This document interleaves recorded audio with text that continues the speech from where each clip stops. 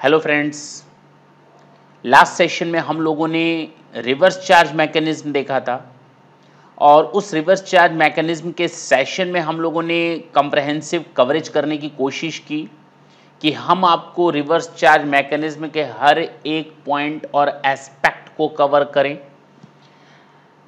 उसमें हम लोगों ने पॉइंट्स तो लगभग सारे क्लियर कर लिए थे, लेकिन जाते जाते मैंने इनवॉइसिंग का टॉपिक छोड़ा और मैंने कहा I will try to discuss it in a next session. And in today's session will try to prepare invoice, will try to learn how to prepare invoices in case of reverse charge mechanism. Problem उन cases में नहीं है जहां पर आप reverse charge mechanism के से related तुरंत इनवॉइस क्रिएट कर लेते हैं। प्रॉब्लम तो वहां है जहां पर आपको सेक्शन 9 सबसेक्शन 4 एप्लीकेबल होगा और सेक्शन 9 सबसेक्शन 4 कहता है कि अगर आपने किन्हीं गुड्स और सर्विसेज को रिसीट किया है ऐसे सप्लायर से जो अनरजिस्टर्ड है, चाहे वो कोई भी गुड्स और सप्लाई ऑफ सर्विस हो, मेरी बात समझेंगे, आपके बिजनेस से ताल्लुक रखते हो, in the course of business और फर्दरेंस ऑफ बिजनेस हो, that is okay. You have spended something to furtherance of your business, then in that case अगर आपने अनरजिस्टर्ड डीलर या सप्लायर ऑफ गुड्स और सर्विसेज से सर्विसेज या goods receipt की तो आपके ऊपर रिवर्स चार्ज मैकेनिज्म का सिस्टम लगेगा। हां सर, ये तो हम भी जान रहे हैं।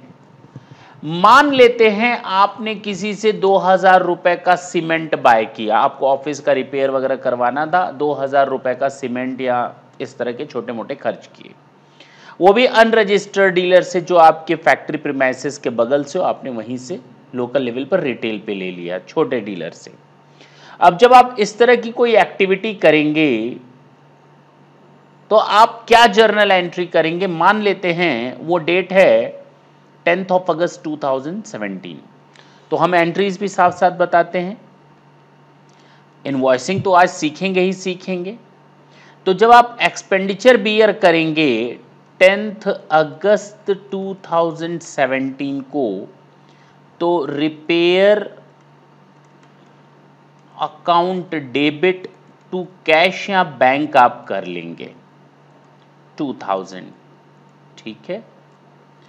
उसी 10 अगस्त 2017 को आपने प्रिंटिंग एंड स्टेशनरी पर भी एक्सपेंडिचर किया, वो भी अनरजिस्टर्ड डीलर से। आपने लिख दिया printing and stationery account debit to bank, आपने चेक दिया इनको 4000 का। हो सकता है, नहीं हो सकता? बिल्कुल हो सकता है सर, इसमें तो कोई डाउट नहीं है। हो सकता है उसी 10 अगस्त को आपने कुछ और खर्च किया, मान लेते हैं रिफ्रेशमेंट वगैरह पर एक्सपेंडिचर किया, चाय वगैरह पर एक्सपेंडिचर किया, आपने कैश दे दिया 1000 rupees. Now at the end of the day, when you will calculate the total expenditure made by you,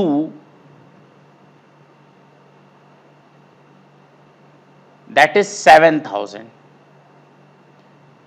and these supply of services or goods received by you from an unregistered dealer. अगर वो registered होते तो आपको अपनी जेब से tax का उनको पेमेंट करना पड़ता और वो गवर्नमेंट को पे ऑफ करते, लेकिन यहां पर आपने उनको नहीं किया। गवर्नमेंट ने आपके सामने एक नोटिफिकेशन रखा है कि अगर आप 5000 रुपए तक का एक दिन में 5000 रुपए तक का एक दिन में अनरजिस्टर्ड सप्लायर से बाय करते हैं, चाहे गुड्स चाहे सर्विसेज, दैट इज एग्जेम्प्ट।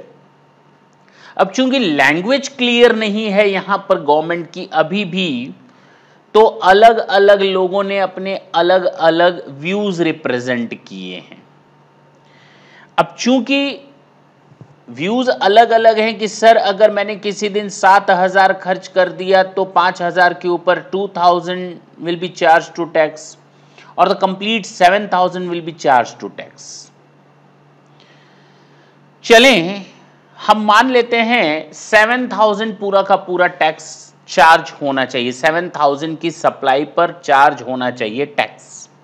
और 2 मिनट के लिए सपोज करते हैं रिपेयर पर टैक्स लगता है 12%, सीमेंट वगैरह जो आपने बाय किया था मान लेते हैं 18% इस पर है और मान लेते हैं रिफ्रेशमेंट पर 5% है। 2 मिनट के लिए सपोज करते हैं ये टैक्स रेट होता अगर आपने किसी रजिस्टर्ड डीलर से सामान लिया होता तो।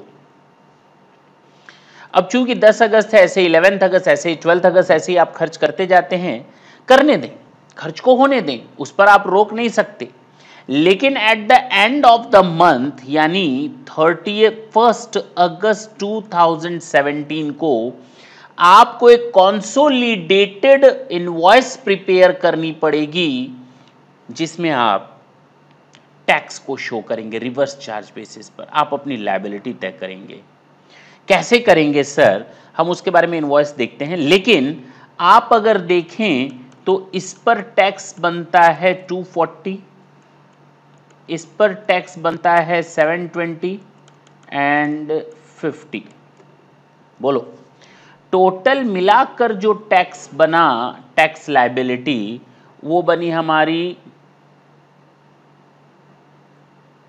1010, जिसमें 50% आपकी सीजीएसटी होगी और 50% एसजीएसटी होगी। हाँ या ना? कैलकुलेशन आप लोग देख लेंगे प्लस माइनस। अच्छा अब आते हैं इसके लिए टैक्स लायबिलिटी को जनरेट करना। कब? 31 अगस्त को at the end of the month we have to generate a consolidated tax invoice for those expenditure for which we didn't made any provisions for tax earlier। तो अब हम क्या करेंगे, ऐसे सारे रिपेयर्स को, ऐसे सारे प्रिंटिंग को, ऐसे सारे रिफ्रेशमेंट को ऐड करेंगे और जर्नल एंट्री करेंगे eight the end of the month. CGST RCM account debit, SGST RCM account debit to CGST payable account credit to SGST payable account credit। कितने से? 505, 505, 505 एंड 505। और आपको मालूम है कि हमें टैक्स का पेमेंट अगले महीने की 20 तारीख तक करना होता है।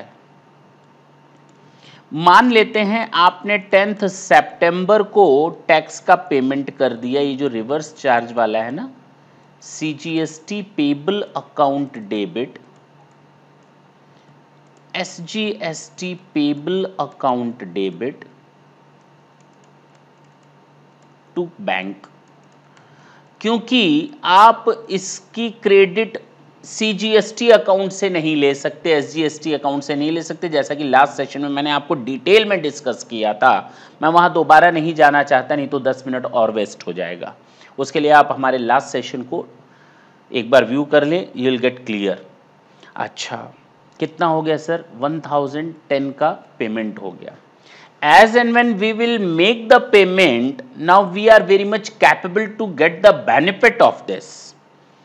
हमने इसको जैसे ही पेमेंट किया उसके बाद ही हम सीजीएसटी आरसीएम की क्रेडिट ले सकते हैं। CGST RCM account, CGST account debit to CGST RCM को खत्म कर लें। आप चाहे तो एक एंट्री कर सकते थे। SGST account debit to SGST RCM, आप चाहे तो कॉम्बाइंड एंट्री कर सकते थे, हमने अलग अलग कर दिया। 505, 505। अब आप देखें ना, आपने सीजीएसटी आरसीएम, मैं कट कर रहा हूं यहां पर, कहां से जरा ढंग से देखेंगे, एकदम आराम से ये आपका अकाउंट कट, ये आपका अकाउंट कट, डेबिट क्रेडिट, ये आपका अकाउंट कट, हाँ या ना, ये आपका अकाउंट कट।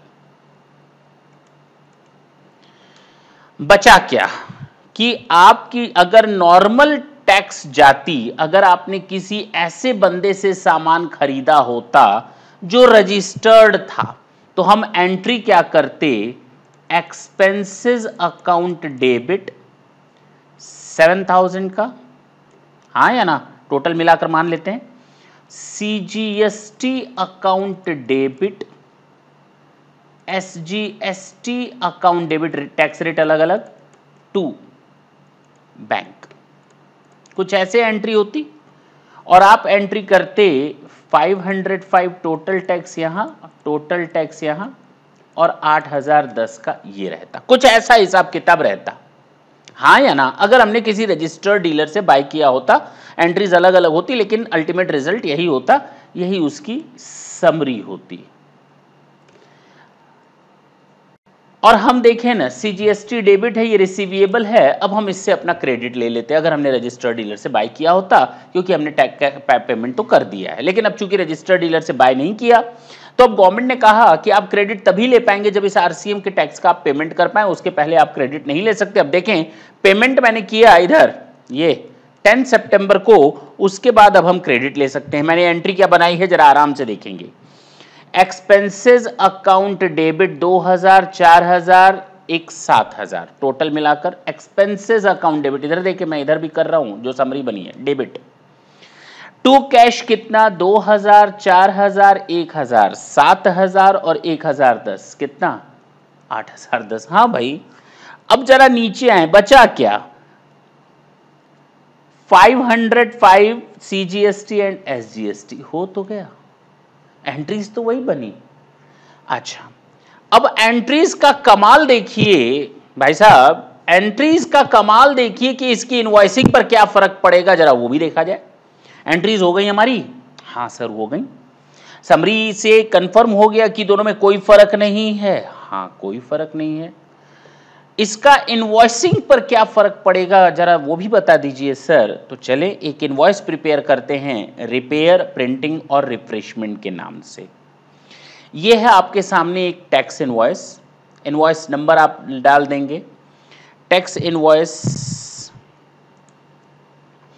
महीने के अंत में आप डालेंगे। आप चाहें तो इसके लिए एक अलग सीरीज भी स्टार्ट कर सकते हैं, आरसीएम के लिए जो कंसोलिडेटेड होगी, आप चाहें तो इसके लिए आप एक सीरीज भी स्टार्ट कर सकते हैं, इनवॉइसेस अंडर आरसीएम बेसिस। फिलहाल अगर रिवर्स चार्ज है, आप यहीं पर यस लिख सकते हैं। इनवॉइस नंबर मान लेते हैं 51, इनवॉइस डेट 31 अगस्त 2017, यस और नो, अपना ही नाम लिख लेंगे, मेसर्स एबीसी ट्रेडर्स, हाँ या ना, एड्रेस दिल्ली के नाम से ही रहेगा, जीएसटीएन नंबर आपका ऊपर दिया ही है, इसको आप कॉपी कर लेंगे, यही सेम जीएसटी नंबर रहेगा, ओके।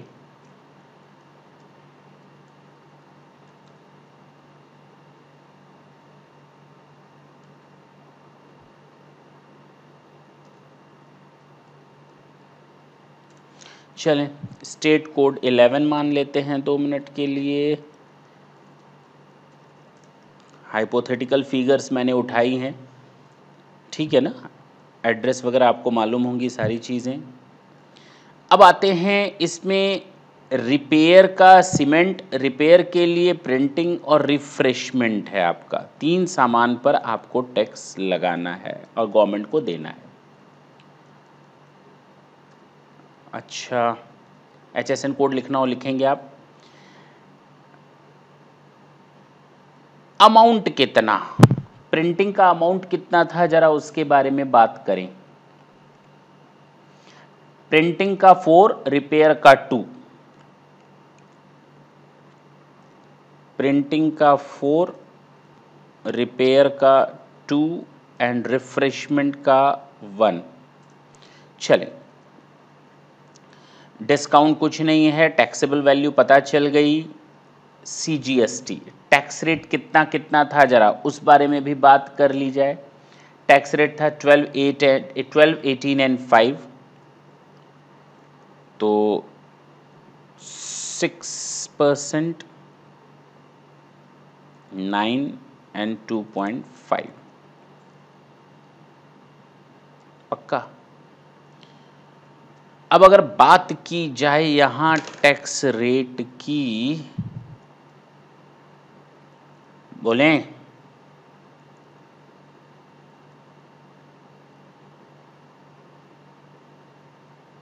445 आ रहा था क्या? ठीक है, कोई दिक्कत नहीं है, कैलकुलेशन की माफ़ी दे देंगे आप लोग। एंड 2.5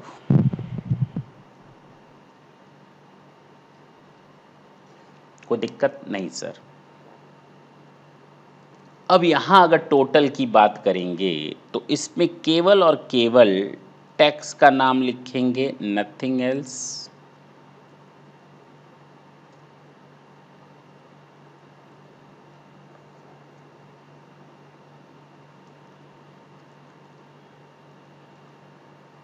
ठीक है ना? ठीक, ये आपका टोटल 890 आ गया। मैंने वहाँ 1010 निकाल लिया था, कैलकुलेशन मिस्टेक होगी, देख लेंगे आप लोग। मेरे हिसाब से दैट इज़ ओके।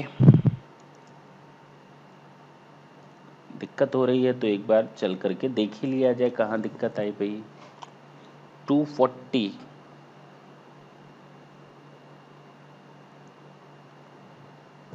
4,000 पर 18% है ना, इसलिए तो गड़बड़ आ रहा है।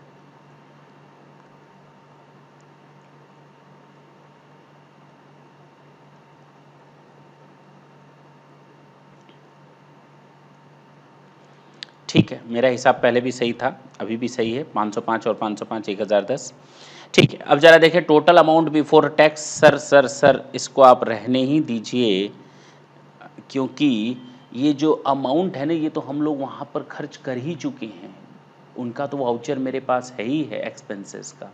यहाँ तो हम केवल RCM बेसिस पर टैक्स लाइबिलिटी का कैलकुलेशन कर रहे हैं, कितना देना है। खर्चे जितने देने थे already we made the payment और we are needed to make the payment, but here we are required to prepare a invoice which shows the net amount of tax liability which is imposed over you on RCM basis. Now this is okay ना, last में दिखा रहा है ना 1010, that is okay. This is the way to prepare your invoice under RCM basis. आपकी accounting भी over हो गई, आपकी इनवॉइसिंग भी कंप्लीट हम लोगों ने कर ली। अगर आपको इसमें भी कोई बेटरमेंट चाहिए, सुझाव है तो बिल्कुल दें। Will try to implement those suggestions in our next sessions. Thank you. Thanks a lot.